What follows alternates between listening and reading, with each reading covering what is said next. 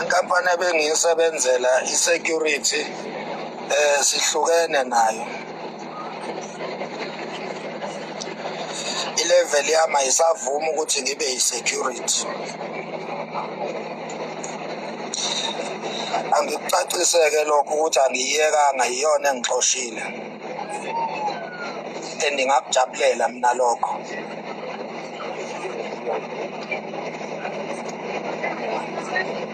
Ya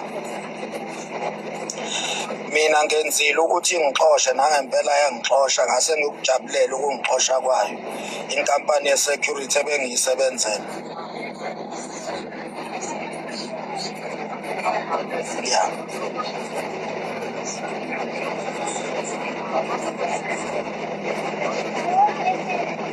Ya manje ngisebhanoyini, ngiyaphuma la eMzansi ngiya overseas, ngiya e-United States of America, e-New York.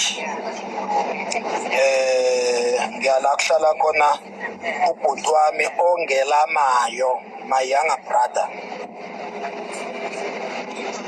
Seyisukile-ke indiza izo-take over.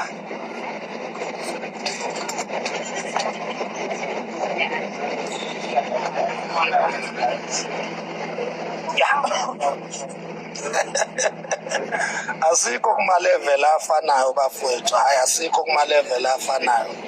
Ngalinga ukuthi uyangifuna kanti ujaha ukhozi ngentsha. Ngilandeleni-ke ngoba anilifuni iqiniso nina. Namanje ngiyanitshela, iSilo umntwana uSimakade uzonda amagwala kaZolithini. Asikho futhi esinye. Ongazwani naloko Gede uyangidakela. Usho mina. Angeke mina ngibe neSilo esidakwa sisantuze. ISilo esithuka abantu. Beku right khona kusayimi othuka abantu. Hayi iSilo. Hawu sibiza usisi wakhe ngeinhlambe ezingaga. Thiwa iSilo leyo nto leyo. Mina nganitshela ngathi asikho iSilo kwaZulu.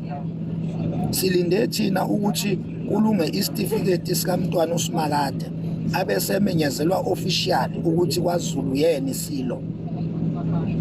Nganitshela ngangilifihli phela iqiniso.